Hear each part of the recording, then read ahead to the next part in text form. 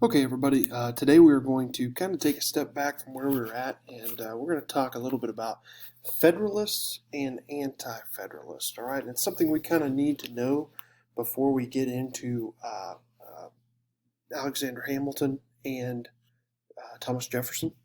All right, and so we're going to talk a little bit about the Federalists and Anti-Federalists today, kind of what their differences are, kind of who they are, who was their main people that followed them around and followed their ideas, what they thought.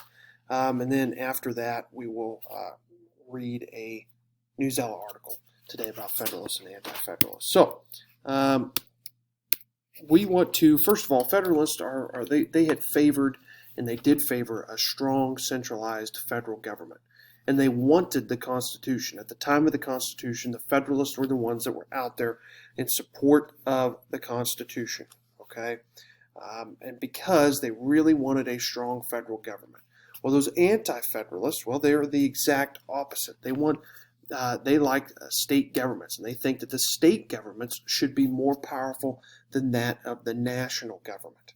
All right, so they were out there. They did not want a strong central national government. They favored the Articles of Confederation, and they disapproved of the Constitution because they thought that the Constitution made the federal government way too powerful. And remember, we're coming from a situation where the federal government was way too powerful in that of the British government, okay, that we had just rebelled from. All right.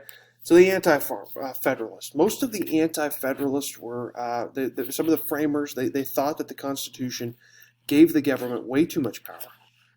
They kind of argued that the states should have more power because they were closer to the people. Their argument is that the states, are closer to the problems that are on the ground with their people. So, for example, if there was a problem at our school, okay, and let's say we had an issue with our local schools here, the Hutch USD 308, an anti-federalist would say that the state of Kansas, or the person that is closest to the problem, should solve the problem. A federalist would say that the national government, people in Washington, D.C., should solve the problem. Okay? And it says here perfectly, what could a national government possibly know about state and city problems? Okay, also at the time, the initial time of the Constitution, there was no Bill of Rights.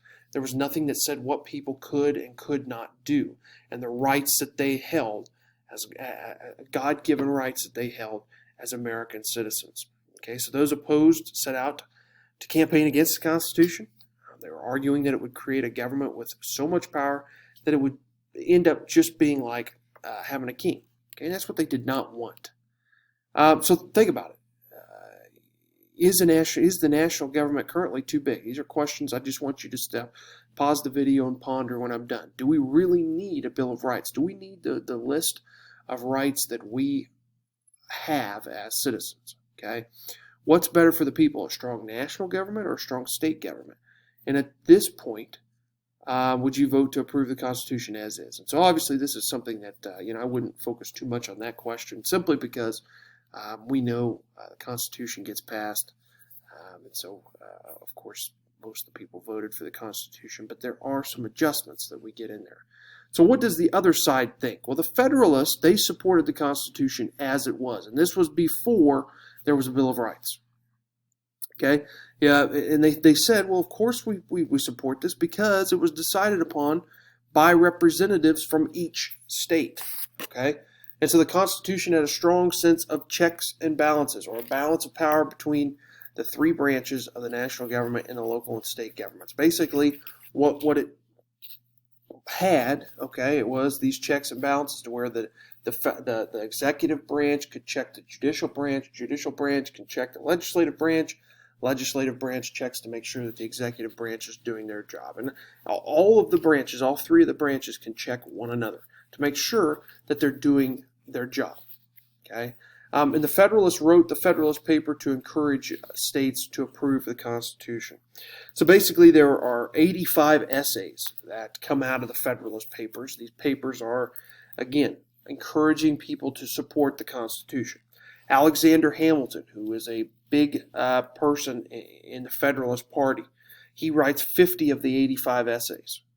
Another one, James Madison, he writes 30 of the 85 essays, and John Jay writes the other 5 of the 85. Okay, obviously we know a lot about, or we've heard Alexander Hamilton, James Madison.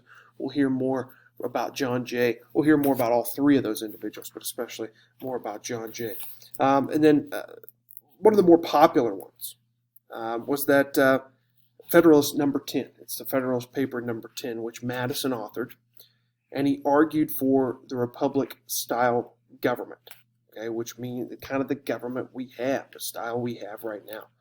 And he says, since we are so diverse and not homogeneous, not the same, no one majority will rise up. Okay, so he argued that, the anti-federalists were out there saying, hey, if we go down this road with this Constitution, basically what's going to happen is our federal government is going to become too powerful. But James Madison says in Federalist number 10, there's no way our country can become too big because we are so diverse. Okay, and so again, that kind of some questions you might ask yourself. All right, so we kind of get to this point. They start arguing over the Constitution, and that's kind of where we're going to stop. We're not going to go into too far depth, besides the fact that eventually the Federalists and the Anti-Federalists, they come together, and the Anti-Federalists say, hey, we will accept the Constitution as it is if you add a Bill of Rights. Okay, so that's kind of where we'll stop today. Again, I just kind of wanted to go through those few things to talk to you a little bit about those Federalists and those Anti-Federalists, all right, because it's going to be important to know. It's a good kind of base to have going into tomorrow. Okay, so what I have left for you today is I want you to go on and read a Newsela article. There's an article that is assigned to you. It's Federalist and Anti-Federalist. It's the title of it. The instructions say you read the article and take the quiz that follows. All right. When you are done, I want you to go on below the video here, below the link for the video. I've posted a link for today's CNN 10. I would like for you to go on and watch that. As always, if you have any questions, please come back in and ask me.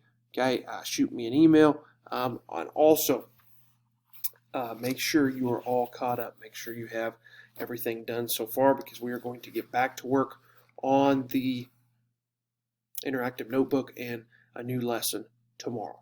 Okay, so that is all I have for you guys today. Please shoot me an email if you guys have any questions.